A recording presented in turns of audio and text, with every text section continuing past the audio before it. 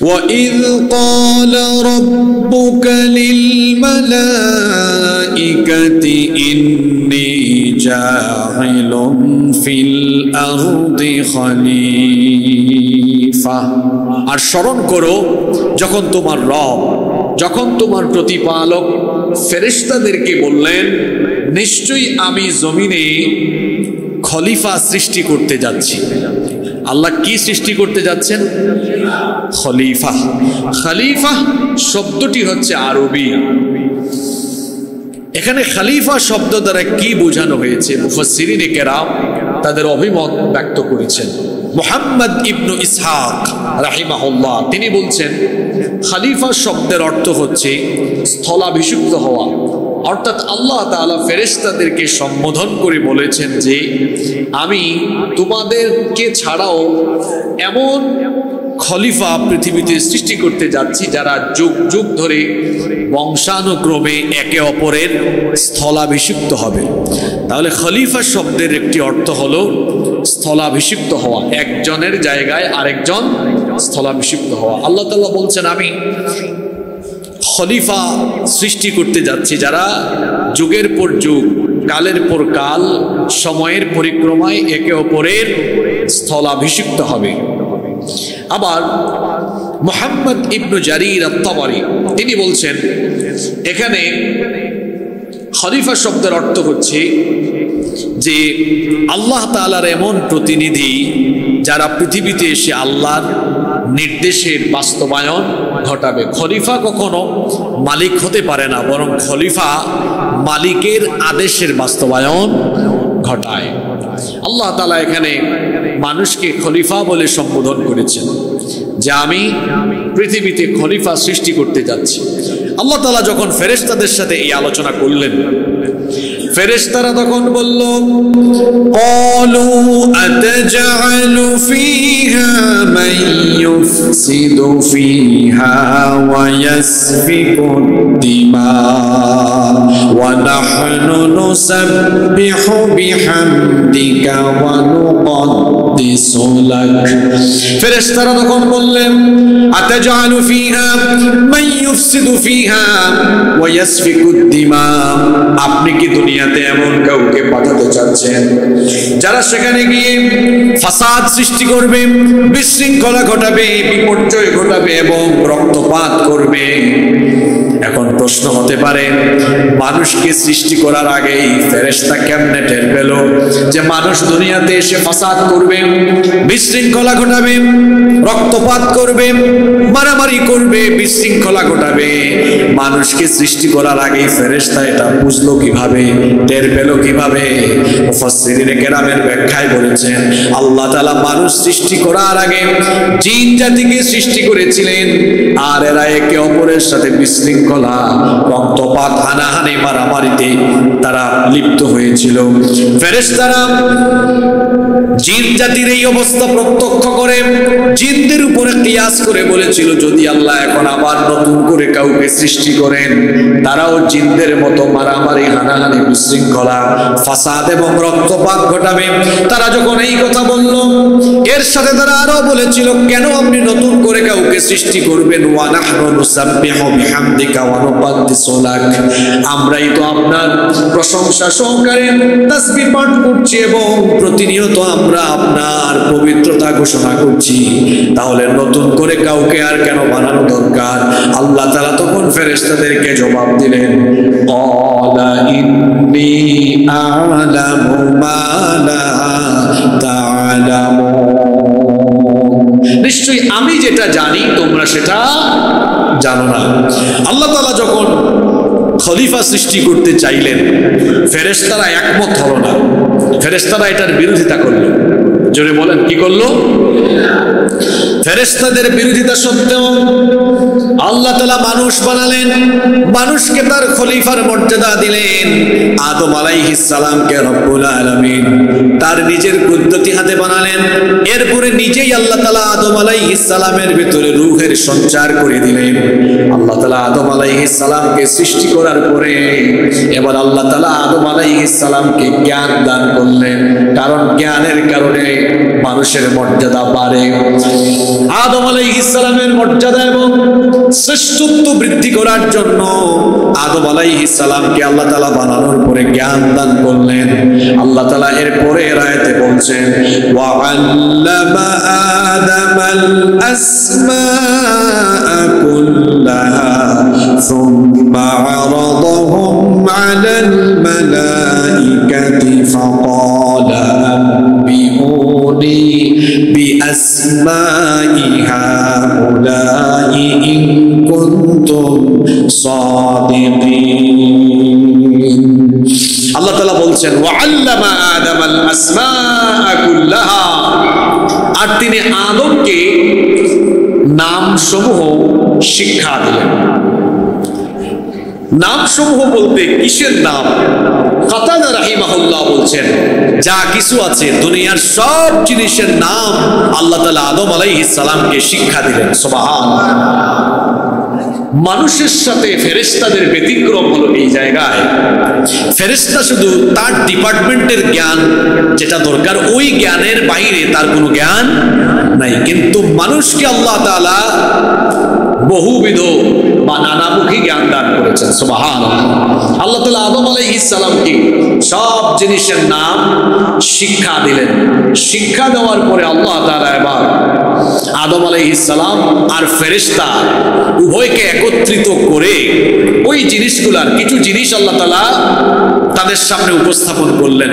সুম্মা আরাদাহুম আলাল মালাইকা, অতঃপর ফেরেশতাদের সামনে সেগুলো উপস্থাপন করে আল্লাহ তাআলা বললেন ফাকালা আনবিউনি বিআসমাই হাউলাই ইন কুনতুম সাদিকিন, তোমরা তোমাদের সামনে যেগুলো দেখতে পাচ্ছ এগুলোর নাম আমাকে জানাও যদি তোমরা সত্যবাদী হয়ে থাকো। যখন আল্লাহ তাআলা ফেরেশতাদের কাছে এই জিনিস বা বস্তুগুলোর নাম জানতে চাইলেন, ফেরেশতারা তখন বলল ক্বালু সুবহানাকা লা ইলমা লানা ইল্লা মা আল্লামতানা ইন্নাকা আনতাল আলিমুল হাকীম।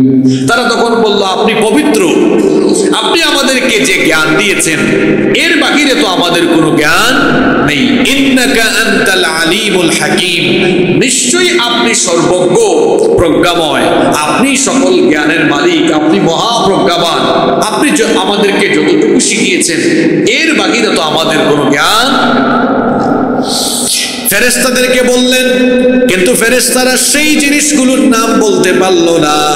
এবার আল্লাহ তাআলা আদম আলাইহিস সালামকে বললেন ক্বালা ইয়া আদামু আনবিহুম বিআসমাইহিম ফালাম্মা আনবাআহুম বিআসমাইহিম ক্বালা আলাম আকুল লাকুম ইন্নী আ'লামু গায়বাস সামাওয়াতি ওয়াল আরদি ওয়া আ'লামু মা তুবদুনা ওয়া মা কুনতুম তাকতুমুন। আল্লাহ তাআলা বললেন হে আদম আনবিহুম বিআসমাইহিম, তুমি তাদেরকে এই জিনিস বা এই বস্তুগুলোর নাম বলে দাও।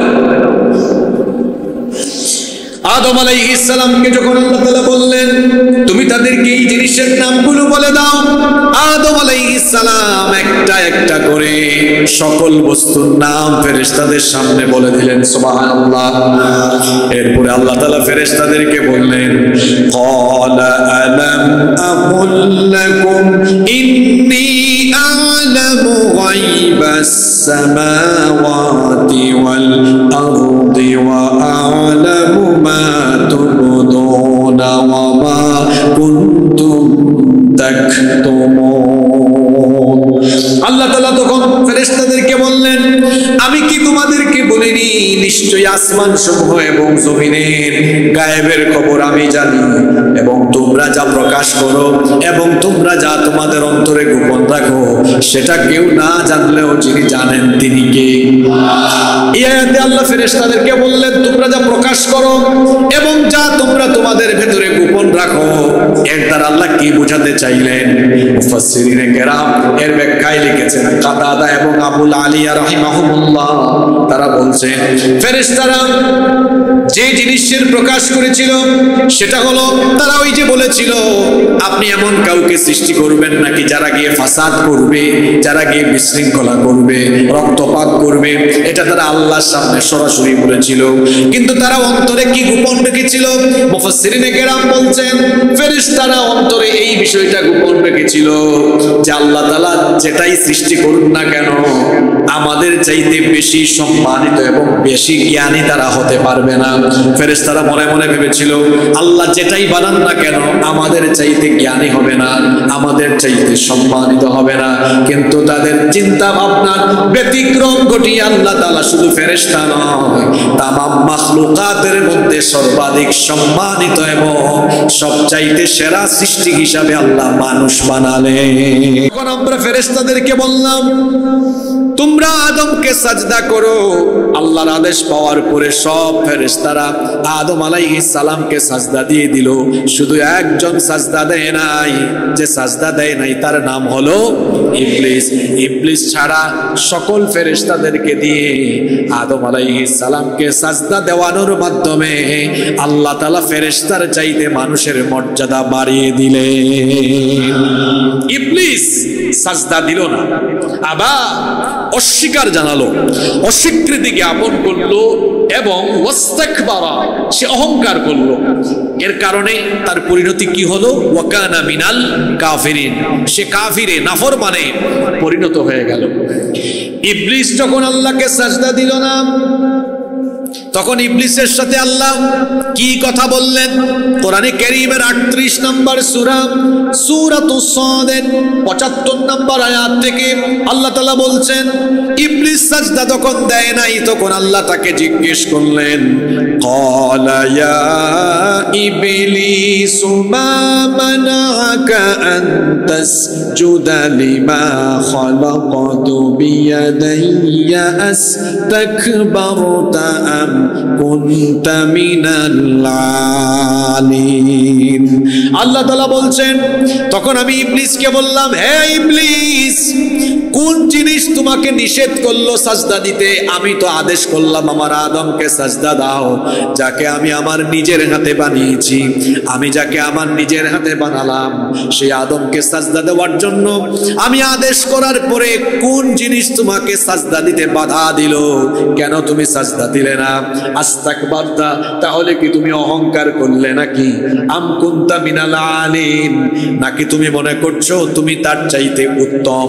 তখন ইবলিস আল্লাহ তাআলাকে বলেছিল, ক্বালা আনা খায়রুম মিনহু খালাকতানি মিন নারিন ওয়া খালাকতাহু মিন তিন।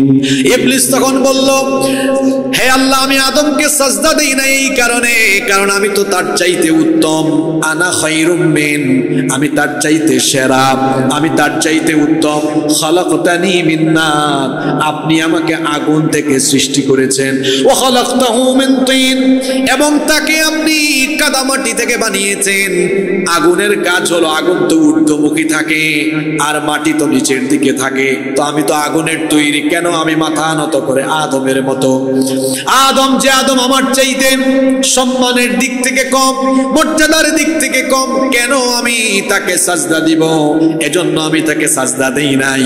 ইবলিস যখন অহংকারী আচরণ করলো, অধ্যতপূর্ণ আচরণ করলো, আল্লাহর আদেশ অমান্য করলো, তখন আল্লাহ তাআলা ইবলিসকে বললেন, ক্বালা ফাখরুজ মিনহা ফাইন্নাকা রাজিম। আমরা বলি না আউযু বিল্লাহি মিনাশ শাইতানির, এখানে আল্লাহ বলছেন ফাখরুজ মিনহা, তুমি এখান থেকে বের হও। কেন? ফাইন্নাকা রাজিম, ফাইন্নাকা রাজিম, কারণ তুমি হচ্ছে অভিশপ্ত, তুমি আজকে থেকে বিতাড়িত। ফাইন্নাকা রাজিম, নিশ্চয়ই তুমি বিতাড়িত, এখান থেকে বের হও, জান্নাত থেকে তুমি বের হয়ে যাও। ইবলিসকে আল্লাহ জান্নাত থেকে বিতাড়িত করে দিলেন। শুধু বিতাড়িতই করলেন না, সাথে আল্লাহ কি করলেন শুনেন। আল্লাহ বললেন, ওয়া ইন্না আলাইকা লা'নাতি ইলা ইয়াউমিদ ইয়াউমিদ্দিন। আল্লাহ তাআলা বললেন শুধু তাই নয়, ওয়া ইন্না আলাইকা লা'নাতি ইলা ইয়াউমিদ্দিন, বিচারের দিবস পর্যন্ত তোর উপরে আমার লানত। প্রথমে আল্লাহ তাকে বিতাড়িত করলেন, মারদুদ করলেন, এরপরে আল্লাহ তাআলা তাকে লানত দিলেন। তাহলে বলেন তো ইবলিস আল্লাহকে সাজদা দেয় নাই কয়টা? জোরে বলেন। একটা সাজদা না দেওয়ার কারণে তার কতটা ক্ষতি হলো দেখেন। এক নম্বরে সে হলো আবা, আল্লাহর আদেশ অস্বীকারী, আল্লাহর আদেশ অমান্যকারী। দুই নম্বর ওয়াস্তাকবারা, সে হলো অহংকারী। তিন নম্বরে সে হয়েছে মালউন, অভিশপ্ত। চার নম্বরে সে হয়েছে মারদুদ, সে হয়েছে জান্নাত থেকে বিতাড়িত, সে হয়েছে রাজিম। পাঁচ নম্বরে তার চূড়ান্ত গন্তব্য জাহান্নাম। এক সাজদা না দেওয়ার ক্ষতি হইল কয়টা? জোরে বলেন কয়টা? আর আপনার তো 24 ঘন্টার মধ্যে 5 ওয়াক্ত নামাজের এতগুলো সাজদা দেয়, এরপরে ইমান আলী বলে, ফজর আলী বলে, জোহর আলী বলে আমার ইমান ঠিক আছে। ফজর আলীর ফজর নাই, জোহর আলীর জোহর নাই, ইমান আলীর ইমান নাই। এতগুলা সাজদা তার বাদ পড়লো, 5 ওয়াক্ত কত সাজদা চলে গেল। জান্নাতের আশা করে বসে আছে। ইবলিস একটা সাজদা না দিয়ে যদি বড় বড় 5টা ক্ষতির সম্মুখীন হতে পারে, ইবলিসের অনুসরণ করে যে ব্যক্তি প্রতিদিন এইভাবে সাজদা ছাড়তে ছাড়তে বেনামাজি হয়ে যায়, তার জন্য ইবলিসের চাইতে আরো কঠিন পরিণতি আছে। তাহলে সাজদা নামাজ বাদ দিবেন? জোরে বলেন বাদ দিবেন? আল্লাহ বললেন তুই বের হ জান্নাত থেকে। তারে আল্লাহ এভাবে জান্নাত থেকে এত অপমানের সাথে বের করে দিয়েছেন কেন? কি দেয় নাই? যদি বলেন আপনি আশা করে বসে আছেন গো নামাজ ছেড়ে দিয়ে আমি জান্নাতের একদম মানে জান্নাতের একদম চমৎকার জায়গায় চলে যাবে, এক সাজদা না দিয়ে তাকে আল্লাহ দূর দূর করে জান্নাত থেকে বের করে দিয়েছেন। আর আপনি বসে আছেন, আপনার ফজর নাই, যোহর নাই, আসর নাই, মাগরিব নাই, এশা নাই, কোনো নামাজের খবর নাই। নামাজ ছাড়া জান্নাতের গন্ধ পাওয়া যাবে না। জান্নাতের গন্ধ পাওয়া, জুমার দিনে তো জায়গা হয় না, ঠেলা ঠেলি। আসরের নামাজে আর মানুষ পাওয়া যায় না। এই হচ্ছে আমার দেশে মুসলমানদের অবস্থা। ফজর নাই, যোহর নাই, অনেক মানুষের নামাজ আছে না, জোহরের নামাজ পড়ে না। এরকম হওয়া যাবে না। 5 ওয়াক্তের নামাজ হচ্ছে সবচাইতে বড় আমল। আল্লাহ তাআলা আমাদেরকে নামাজি বানিয়ে দাও। ইবলিসকে আল্লাহ তাআলা যখন জান্নাত থেকে বের করে দিচ্ছেন, তখন সে আল্লাহর কাছে সুযোগ চাইল। সে আল্লাহকে তখন বলল, ক্বালা আনযিরনি ইলা ইয়াউমি ইউবাসুন, আমাকে পুনরুত্থান দিবস পর্যন্ত সুযোগ দাও।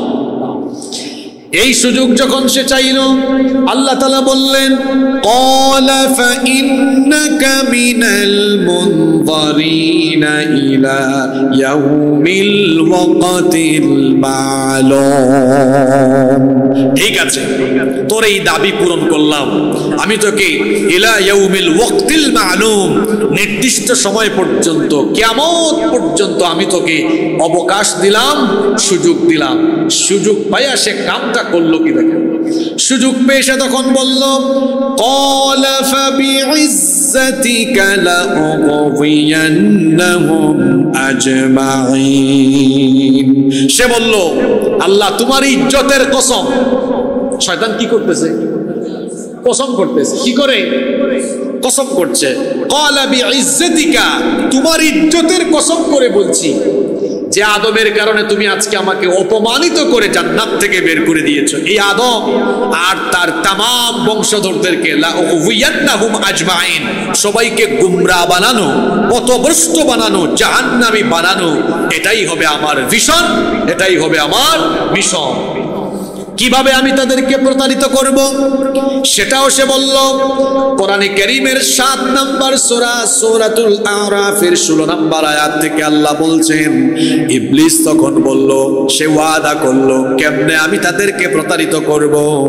ক্বালা ফাবিমা আওয়াইতানি লাআকউদান্না লাহুম সিরাতাকাল মুস্তাকিম। সিরাতুল মুস্তাকিমের পথ, সিরাতুল মুস্তাকিম মুস্তাকিমের পথ হলো ইসলামের পথ, সিরাতুল মুস্তাকিমের পথ হলো কোরআনের পথ, এটা হলো দ্বীনের পথ। ইবলিস বলল, এই সিরাতুল মুস্তাকিমের পথে তোমার যে বান্দারা চলতে চাইবে সেই পথে বাধা হয়ে দাঁড়ানো, এটা হবে আমার কাজ। আর কিভাবে আমি তাদেরকে এই পথে অন্তরায় বাধা বিপত্তি সৃষ্টি করব সেটাও সে বলল। সুম্মা লাআতিয়ান্নাহুম মিন বাইনি আইদিহিম ওয়া মিন খালফিহিম ওয়া আন আইমানিহিম ওয়া আন শামাইলিহিম ওয়া লা তাজিদু আকসারাহুম শাকিরিন। আমি এদেরকে সামন দিক থেকে, পিছন দিক থেকে, ডান দিক থেকে, বাম দিক থেকে, কোন দিক কি বাকি আছে নাকি? সামনে পিছে ডানে বামে সকল দিক থেকে আমি আমার প্রতারণার জাল বিস্তার করে এদেরকে আমি জাহান্নামমুখী বানাবো। সবাইকে আমি প্রতারণার জাল আমার ফাঁদে ফেলে, আমার খপ্পরে ফেলে জাহান্নামমুখী বানানো, এটাই হবে আমার কাজ। তাহলে আমাদেরকে আল্লাহর পথ থেকে বিচ্যুত করা, এটা হলো শয়তানের ওয়াদা, এটা হলো শয়তানের ওয়াদা। আর শয়তান তার এই ওয়াদা বাস্তবায়নের লক্ষ্যে আপ্রাণ 24 ঘন্টা কাজ করে যাচ্ছে। আর শয়তানের বিশেষ কিছু ক্ষমতাও আছে, যেমন শয়তানের এমন ক্ষমতা, সে মানুষের রক্তকণিকায় ঢুকতে পারে, রগের ভেতরে শিরা উপশিরায় ঢুকে মানুষকে ধোঁকা দিতে পারে। এজন্য বুখারী এবং মুসলিম শরীফে হাদিস এসেছে, আল্লাহর নবী বলেছেন, ফাইন্নাশ শাইতানা ইয়াজরি মিন আহাদিকুম মাজরাদ দাম। আল্লাহর নবী বলেছেন, নিশ্চয়ই শয়তান তোমাদের রক্তকণিকায় শিরা উপশিরায় প্রবেশ করে তোমাদেরকে ধোঁকা দিতে পারে। চিন্তা করেন তার কত ক্ষমতা। পৃথিবীতে শয়তান থেকে আপনাকে একজন ছাড়া আর কেউ হেফাজত করতে পারবে না। তিনি কি?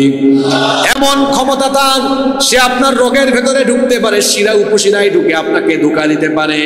শুধু তাই নয়, এই শয়তানের এমন অলৌকিক ক্ষমতা আল্লাহ দিয়েছেন, সে একজন ছাড়া আর সবার সুরত ধারণ করতে পারে।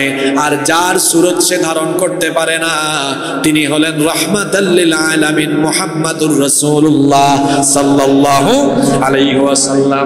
এই জন্য আল্লাহর নবী বলেছেন, ওয়ামান রাআনি ফিল মানামি ফাকাদ রাআনি। যে ব্যক্তি স্বপ্ন যুগে আমাকে দেখলো, সে যেন আমাকেই দেখলো। কারণ ফাইন্নাশ শাইতানা লা ইয়াতামাসসালু ফি সূরাতি, কারণ শয়তান সকলের সুরত ধারণ করতে পারলেও আমার আকৃতি শয়তান কখনো ধারণ করতে পারে না। এজন্য যে স্বপ্ন যুগে নবীজিকে দেখলো, সেজন্য সত্যিকার অর্থেই আল্লাহর নবীকে দেখলো। সুবহানাল্লাহ। আর যে চক্ষু স্বপ্ন যুগেও আল্লাহর নবীকে দেখবে, ওই চক্ষুকে জাহান্নাম থেকে যিনি বাঁচিয়ে দিবেন তিনি কে? রব আমাদেরকে তোমার হাবিবের দিদার স্বপ্ন যুগে নসিব করে দিও, বলেন আমিন। তাহলে শয়তান মানুষের রগের ভেতরে শিরা উপশিরায় ঢুকে মানুষকে ধোঁকা দিতে পারে। এমনকি যে কোনো সুরত শয়তান ধারণ করতে পারে না। ওই যে আমাদের জাতির পিতার সামনেও এসেছিল মানুষের সুরত ধরে। জাতির পিতা কে?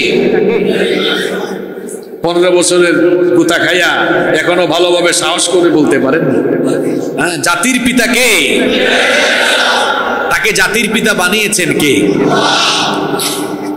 আল্লাহ বললেন, তোমার সন্তান তাকে তুমি জবাই করো। স্বপ্ন যুগে দেখলেন নবীদের স্বপ্ন আর আমাদের স্বপ্ন একরকম নয়। আমরা কত জাতের স্বপ্ন দেখি। আমরা স্বপ্নে কক্সবাজার চলে যাই, দুবাইয়ে চলে যাই, ইংল্যান্ডে চলে যাই, আর কত আবুল তাবুল স্বপ্ন দেখি। তবে মুমিনের স্বপ্ন হলো নবুয়তের 46 ভাগের 1 ভাগ। বলেছেন মুহাম্মাদুর রাসূলুল্লাহ সাল্লাল্লাহু আলাইহি ওয়াসাল্লাম। আমাদের স্বপ্ন আর নবীদের স্বপ্নের মধ্যে পার্থক্য হলো, নবীদের স্বপ্ন শুধু স্বপ্ন নয়, নবীদের স্বপ্ন হলো আল্লাহর তরফ থেকে আসা ওহী। সুবহানাল্লাহ। তিনি স্বপ্ন দেখলেন তার সন্তানকে জবাই করছেন। ছেলের সাথে যখন পরামর্শ করলেন, ছেলেও রাজি হয়ে গেলেন। বাপ বেটা দুজনে যখন রওনা করলেন, ইবলিস তখন মানুষের সুরত ধরে সামনে হাজির হয়ে গেল।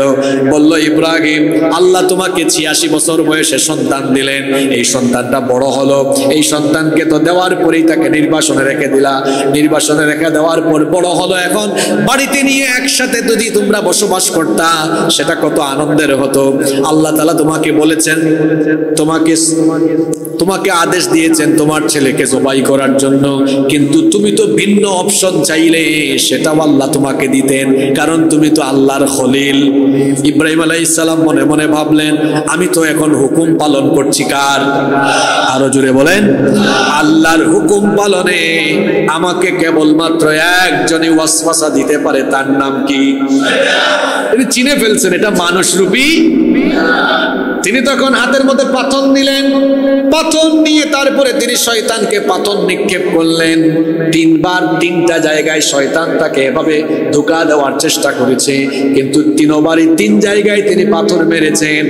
আর জাতির পিতার এই কাজ আল্লাহর এত ভালো লাগলো, কিয়ামত পর্যন্ত জাতির পিতার সন্তানরা যেন জাতির পিতার সেই স্মৃতি ধারণ করে লালন করে শয়তানকে ঠিক ওই জায়গাগুলোতে পাথর নিক্ষেপ করে, সেজন্য হজের কার্যক্রমে জামরাতে পাথর নিক্ষেপ আল্লাহ বাধ্যতামূলক করে দিয়েছে। জাতির পিতাকেও ধোঁকা দিয়েছে, জাতির মাতাকেও আবার ধোঁকা দিতে চেয়েছে। ওই দিকে গিয়ে হাজেরা আলাইহিস সালামকে বলছে, কামটা করেছে কি তোমার স্বামী জানো? কি হয়েছে? তোমার স্বামী তোমার ছেলেকে জবাই করতে নিয়ে যাচ্ছে। তিনি বললেন, বাপ কি পারে কখনো ছেলেকে জবাই করে ফেলতে? কয় পারে তো। তিনি বললেন, কেমনে পারে? বললেন, তোমার স্বামী তোমার আল্লাহর হুকুমে তোমার ছেলেকে জবাই করতে নিয়ে যাচ্ছে।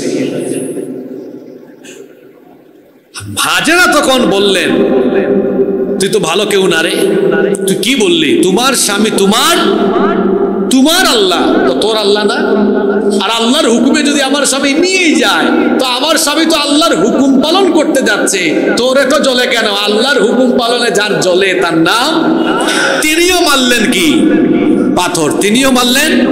বললেন, শোন ইবলিস, যদি আমার স্বামী আমার আল্লাহর হুকুম মতো আমার ইসমাইলকে নিয়ে জবাইও করে, এটা তো আমার একটা ইসমাইল, আরো যদি কয়েকটা ইসমাইল থাকতো, আল্লাহ যদি হুকুম করতেন সবগুলা ইসমাইলকে আমি আল্লাহর পথে জবাই করে দিতাম। সুবহানাল্লাহ।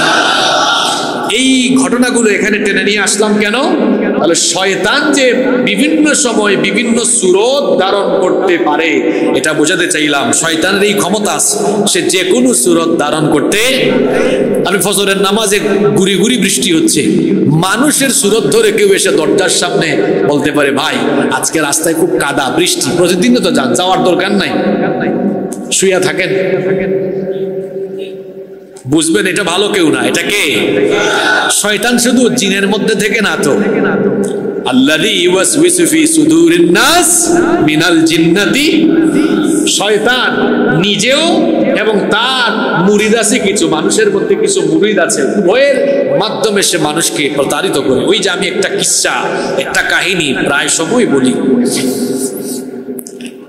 মানুষ যখন রাতের বেলা ঘুমায়, এটা তো হাদিস, শয়তান ঘাড়ের পিছনে কয়টা গিরা লাগায়? 3টা গিরা লাগায়। প্রতিটি গিরায় সেই মন্ত্র পড়ে ফু দেয়, আলাইকা লাইলুন তাওয়িল ফারকুদ, রাত অনেক লম্বা, তুমি আরাম করে ঘুমাও। যখন আল্লাহর বান্দা ফজরের আজান শুনে চক্ষু খুলে আল্লাহকে স্মরণ করে ঘুমের থেকে বিছানা থেকে উঠে যায়, শয়তানের লাগানো 1 নাম্বার গিরা তখন ছুটে যায়। সুবহানাল্লাহ। এরপরে আল্লাহর বান্দা যখন উঠে, শয়তান চেষ্টা করে ঘুমাও, খুব আরাম, শীতকাল হোক, বর্ষাকাল হোক আর গ্রীষ্মকাল হোক, ফজরের টাইমটা এমন টাইম, এই টাইমে খুব আরামের ঘুম আসে। এই জন্য যে কোনো সময় শয়তান এই সময়টাতে আপনাকে ধোঁকা দেওয়ার চেষ্টা করে, হোক বর্ষাকাল, হোক শীতকাল, হোক গ্রীষ্মকাল। শয়তান বলে ঘুমাও ঘুমাও, উঠিও না।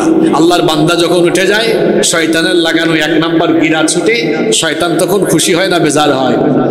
যখন আল্লাহর বান্দা ওযু করে ফেলে, শয়তানের লাগানো 2 নাম্বার গিরাটাও ছুটে যায়। যখন নামাজে দাঁড়িয়ে যায়, 3 নাম্বার গিরাটাও ছুটে যায়। তো শয়তান যখন দেখে কোনো মানুষ নামাজে দাঁড়িয়ে যাচ্ছে, নামাজের জন্য প্রস্তুতি নিয়ে ফেলতেছে, শয়তান চেষ্টা করে এই মানুষটাকে আমি জামাত থেকে দূরে রাখতে পারি কিনা। কারণ জামাতে নামাজ আদায়ে সওয়াব হলো কত গুণ বেশি? মনে করেন ফজরের নামাজ আপনি একা একা 27 বার পড়লে যে সওয়াব, জামাতে এসে একবার করলে সেই সওয়াব। সুবহানাল্লাহ। ফজরের নামাজ 27 বার পড়া দেখেন কত সময় লাগবে, কত সময় লাগবে। কিন্তু এত সময় আপনার এখানে দেওয়ার দরকার নাই, ফজরের জামাতে শামিল হয়ে যান, তাহলে 27 গুণ বেশি সওয়াব পেয়ে যাবেন। সুবহানাল্লাহ। কোন মানুষ যখন জামাতের জন্য যায় তখনও শয়তান কিন্তু চেষ্টা করে জামাত থেকে তাকে দূরে রাখা যায় কিনা। ওই যে কিচ্ছার কথা বললাম, এক লোক বর্ষাকালে ফজরের সময় গুড়ি গুড়ি বৃষ্টি হচ্ছে, শয়তান 3টা গিরা দেওয়ার পরে যখন তাকে ফিরাইতে পারতেছে না, দেখতেছে এই লোক জামাতে চলেই যাবে, ধরছে মানুষের সুরত। কিসের সুরত? মানুষের সুরত ধরে দরজার সামনে দাঁড়িয়ে গেল ফজরের সময়। এই লোক দরজা খুলে বের হয়েছে, দেখলো একজনকে সামনে, কয় ভাই আপনি কে? মানুষের সুরত ধরে সে বলতেছে আমি আপনার কল্যাণকামী, আমি আপনার শুভাকাঙ্ক্ষী। আচ্ছা তাই তো, কি চান? রাস্তায় কাদা হয়ে গেছে, বৃষ্টি, আপনি আমার কাঁধের উপর উঠেন, আপনার মসজিদে দিয়ে আসেন। শয়তানের এমন কি হলো যে তার কাঁধের উপরে তুলেও সে নামাজে জামাতে দিতে চায়? কারণ হলো যখন দেখতেছে এই লোকটা জামাতে চলেই যাবে, তো হাদিসে এসেছে কোন ব্যক্তি যখন মসজিদের উদ্দেশ্যে হাঁটা আরম্ভ করে তার প্রতিটা পদক্ষেপে, প্রতিটা কদমে কদমে ফেরেশতা আমলনামায় নেকি লিখতে থাকে। সুবহানাল্লাহ। ফেরেশতা দেখেছে, ইবলিস দেখেছে এই লোক তো জামাতে হাজির হবেই হবে, তারে বাধা দিয়া লাভ হবে না, অন্তত ওই যে হেঁটে হেঁটে যাবে, ওই হেঁটে হেঁটে যাওয়ার সওয়াবটাও যদি আমার কাঁধের উপর তুলে কমাই ফেলতে পারি তাও তো ভালো। এত খারাপের খারাপ এই শয়তান, আপনি সওয়াব বা নেকি কামান এটা সে কোনোদিনও কখনোই চায়। তাহলে বলছিলাম ইবলিস ওয়াদা করে এসেছে যে তুমি আমাকে আদমের কারণে জান্নাত থেকে বের করে দিয়েছো, আমি তাকে সাজদা দেই নাই, জান্নাত থেকে বের করে দিয়েছো, তাকে আদমকে এবং তার বংশধর সবাইকে আমি ধোঁকা দিব, জাহান্নামমুখী বানাবো, এটা আমার প্রতিশ্রুতি, এটা আমার ওয়াদা। আল্লাহ বললেন যা তুই তোর ওয়াদা গিয়ে পালন কর, আমারও ওয়াদা আছে, আমারও ওয়াদা। আল্লাহর ওয়াদা কি? যারা তোর খপ্পরে পড়বে না, যারা আমার বিধান মানবে, আমার ওয়াদা হলো আমার এই সীমাহীন অফুরন্ত নেয়ামতের জায়গা এই জান্নাত আমি আমার বান্দাদের বাসস্থান বানিয়ে দিব। সুবহানাল্লাহ। তাহলে মানুষের ব্যাপারে আল্লাহরও একটা ওয়াদা আছে, শয়তানেরও একটা কি আছে? আল্লাহর ওয়াদাটা কিসে? জান্নাতে। আর শয়তানের ওয়াদা হলো কিয়ামতের দিন উভয়ের ওয়াদা পালন করবেন।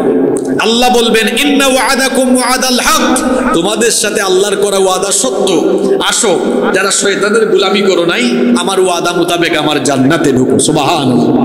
আর শয়তান যে ওয়াদা করেছে তারও ওয়াদা সে পূরণ করবে, সেও তার ওয়াদা মোতাবেক তার গোলামদেরকে, তার মুরিদদেরকে, তার অনুসারীদেরকে জাহান্নামে নিয়ে যাবে। সেও জাহান্নামে, তার অনুসারীরাও জাহান্নামে। আমরা গোলাম হব কার?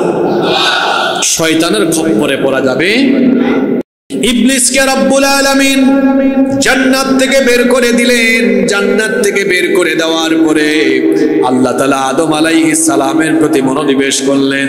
আদম আলাইহিস সালাম তখনও একাকিত্ব অনুভব করছেন, একা একা তার ভালো লাগে না। আল্লাহ তাআলা তার একাকিত্ব দূর করার জন্য এবার তার জন্য একজন সাথী তিনি বানালেন। আদম আলাইহিস সালামের তন্দ্রাচ্ছন্ন ভাব চলে আসলো, আল্লাহ তার মধ্যে তন্দ্রা ঝিমানোর ভাব দিয়ে দিলেন।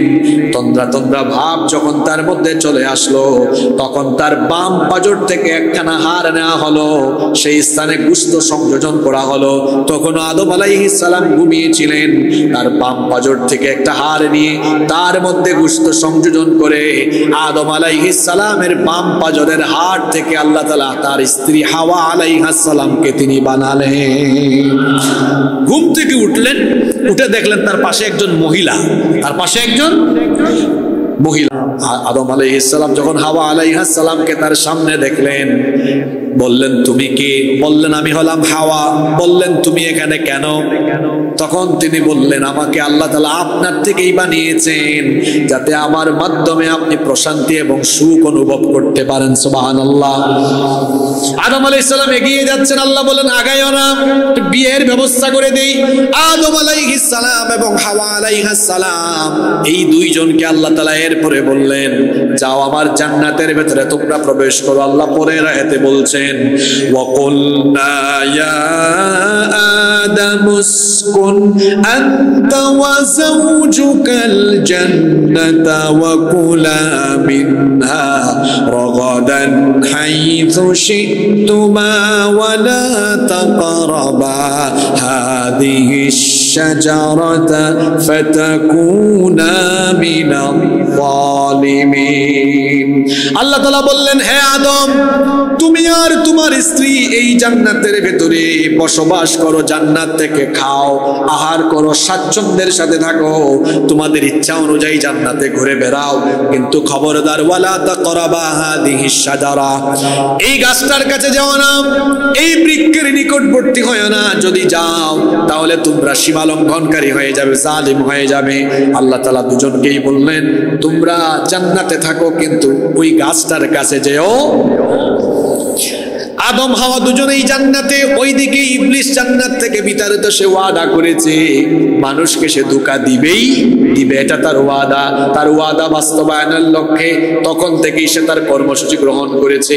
আর তার কর্মসূচি মোতাবেক প্রথম ধোঁকাই দিল সে আমাদের বাবা মা দুজনকেই সে কেমনে ধোঁকা দিল শোনেন। আল্লাহ পরের আয়াতে বলছেন, ফাআযাল্লাহুমাশ শাইতানু আনহা ফাআখরাজাহুমা মিম্মা কানা ফি। অতঃপর শয়তান উভয়কেই ধোঁকা দিল, শয়তান উভয়কেই ধোঁকা দিয়ে পদস্খলন ঘটালো, জান্নাত থেকে তাদেরকে বের করে দেওয়ার মতো কাম করে দিল। কিভাবে সে করলো শোনেন। আল্লাহ সূরা আরাফ, কোরআনে কারীমের 7 নম্বর সূরা, সূরা আরাফের 20 নম্বর আয়াত থেকে বলছে, আল্লাহ যখন তাদেরকে বললেন এই গাছের কাছে যাও না, ইবলিস এবার বাবা আদম আলাইহিস সালাম আর মা হাওয়া আলাইহিস সালাম দুইজনকে বলল, ওয়াকালা মা নাহাকুমা রাব্বুকুমা আন হাযিহিশ শাজারাতি ইল্লা আন তাকুনা মালাকাইনি আও তাকুনা মিনাল খালিদিন। আমি কি তোমাদেরকে বলে দিব না কেন তোমাদের রব তোমাদেরকে এই গাছের কাছে যেতে নিষেধ করেছেন? এর কারণ হলো তোমরা যদি এই গাছের কাছে যাও, এই গাছের ফল খাও, তাহলে তোমরা দুজনেই মানুষ থেকে ফেরেশতা হয়ে যাবে, অথবা তোমরা জান্নাতে চিরদিনের জন্য থাকবে, জান্নাত থেকে আর বের হবে না। কি জাতের ধোঁকাটা দিল?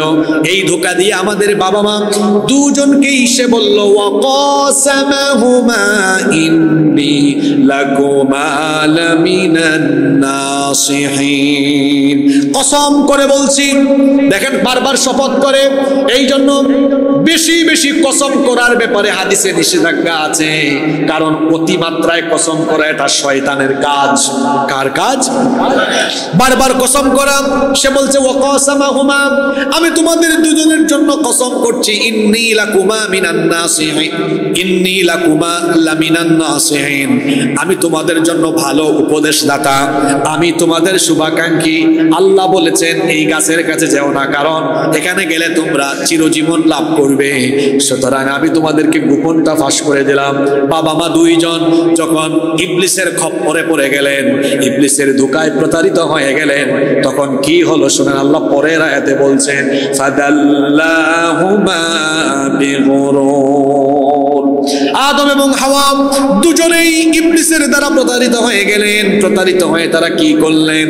ফালাম্মা যাকাশ শাজারাতা বাদাত লাহুমা সাওআতুহুমা ওয়া তাফিকা ইয়াখসিফানি আলাইহিমা মিন ওয়ারাকিল জান্নাহ। উভয়েই ওই নিষিদ্ধ গাছের ফল আস্বাদন করলেন।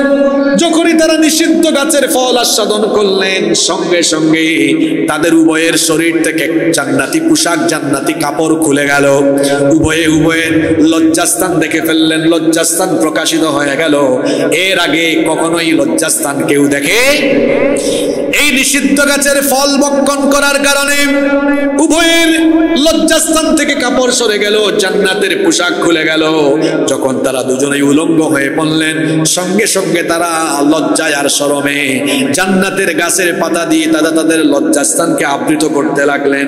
যখন তারা লজ্জায় পড়ে গিয়ে তাদের লজ্জাস্থানকে জান্নাতি গাছের পাতা দ্বারা আচ্ছাদিত করতে লাগলেন, তখন আল্লাহ তাদের উভয়কে বললেন, ওয়ানাদাহুমা রব্বুহুমা আলাম আনহাকুমা আন তিলকুমাশ শাজারাতি ওয়া আকুল লাকুমা ইন্নাশ শাইতানা লাকুমা আদুউম মুবিন।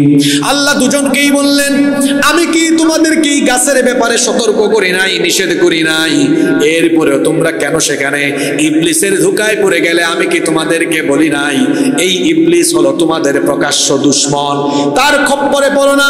তার খপ্পরে পড়ার কারণে তোমরা আজ আমার নিষেধ, আমার আদেশ অমান্য করলে। সুতরাং তোমাদের ব্যাপারে এখন আমার আদেশ হলো, আমার জান্নাতে থাকতে পারবে না। ইবলিস বলেছে এই গাছের ফল খেলে তোমরা নাকি জান্নাতে চিরকাল থাকবে।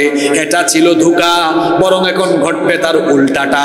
এই গাছের ফল খাওয়ার কারণে এখন আমার আদেশ হলো, ওয়াকুলনা বিতু বা'দুকুম লিবা'দিন আদুম ওয়া লাকুম ফিল আরদি মুস্তাকাররুম ওয়া মাতাউন ইলা হিন।